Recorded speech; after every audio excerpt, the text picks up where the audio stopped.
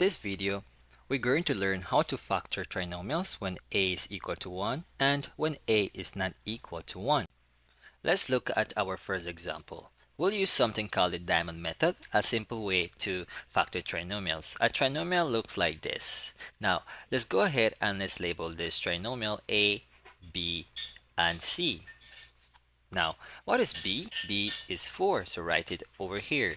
A times c, which is 1 times 3, will be 3. Now, we need two numbers that, when added, it will give you b, which is 4, and when multiplied, it should give you 3.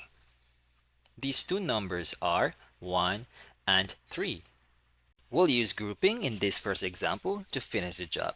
You'll only need to rewrite these two terms, x squared and plus 3. Rewrite the middle terms using these two numbers, 1x plus 3x. Why? Because we split it 4x into 1x plus 3x. And if you notice, that's the variable of b. Now go ahead and group the terms in pairs. Group the first term and factor x. You'll have x plus 1. Because you're dividing x squared divided by x and x divided by x. From the second group, factor a 3. 3x divided by 3 will be x, and 3 divided by 3 will be 1. Now factor the common binomial, which is x plus 1. And let's rewrite our final answer as x plus 1 x plus 3. Or it doesn't really matter, it can also be x plus 3 or x plus 1. Let's try another example, and this time we're not going to group. Why?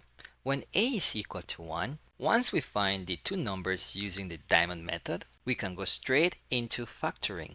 It's fast, clean, and saves you time. Let's look at a problem, x squared minus 10x plus 24.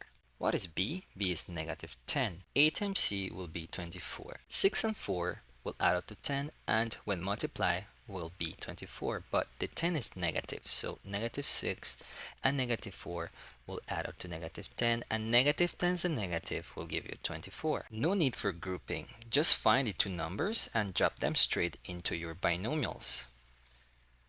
First number is negative 6. The second number is negative 4. That's our final answer. Now that you know how to use this format, let's try another example. I want to share a helpful hack with you, something that works when a times c is negative.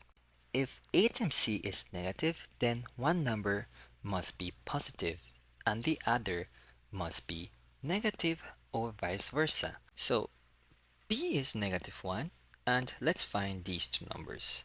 These two numbers are 6 and 7. We will have positive 6 and we will have negative 7. And instead of grouping, we'll jump straight to the factoring. Final answer, x plus 6, x minus 7. Alright, let's look at another example, and this one is kind of a prime trinomial. So what is a prime trinomial? b is negative 6, a times c is 15. So let's try to find two numbers, 3 and 3. Well, negative 3 and negative 3 will add up to negative 6, but they multiply to 9, not 15. Let's try another pair, negative 3 and negative 5. Well, negative 3 times negative 5 does give 15, but they add up to negative 8, not negative 6. So this is called a prime trinomial, which means it cannot be factored. I said it cannot be factored. Can it be solved?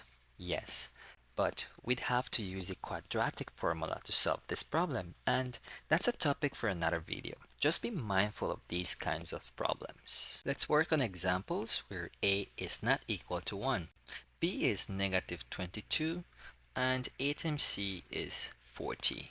These two numbers will be 2 and 20, but we need these two numbers to be negative. If we add them, it gives you negative 22. If we multiply them, it gives you positive 40. Now let's use factor by grouping to solve this problem. Let's rewrite the middle terms using these two numbers, negative 2y, negative 20y. We split it negative 22y into these two numbers. To save time, just remember that we're using the variable of b. And lastly, let's write our constant, positive 5. In the first two terms, we're going to factor a 2y and we're going to divide the terms with 2y. 8y squared divided by 2y gives you 4y, and negative 2y divided by 2y gives you negative 1.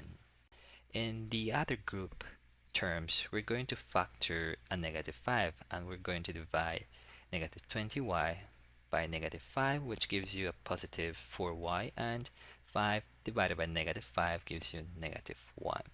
Now let's rewrite our answer as 2y minus 5, and let's factor the common binomial, which is 4y minus 1, and that's your final answer. Now let's look at a problem where a is negative, and I'll show you what to do before we solve it. As you can see, our a is negative and we don't want that. We always want a to be positive because it makes the problem easier and helps you avoid mistakes. So always pay attention to a. So what we need to do is factor out a number to make a positive.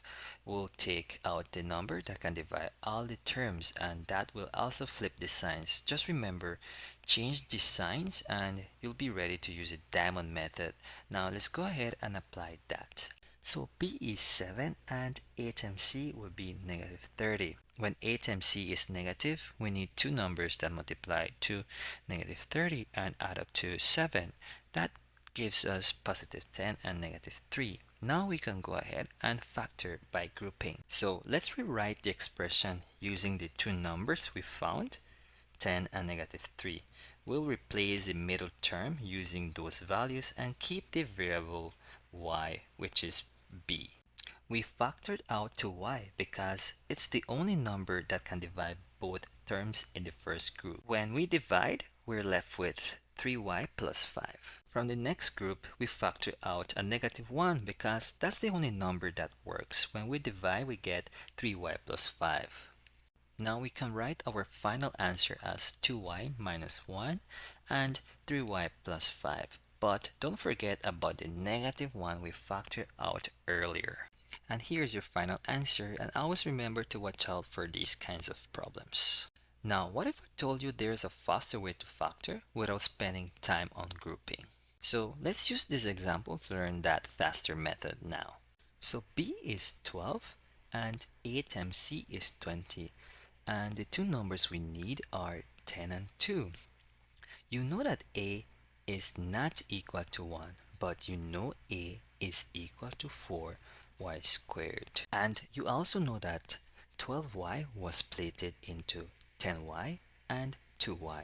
So what we need to do over here now is take a and divide it by these two middle numbers. So we will be dividing 4y squared over 10y and 4y squared over 2y. First one will simplify to 2y and 5. So you will simply write 2y plus 5. The next one, now think of a number that can divide both 4 and 2. That number is 2. 2 goes into 4 two times and into 2 one time. For the variables, we subtract the exponents, 2 minus 1, and you can write 2y plus 1 as the answer. And by the way, you can always check your answers by foiling. Alright, let's try a problem and use this quick method to factor it. So b is negative 9 and a times c is 20. The two numbers are negative 4 and negative 5.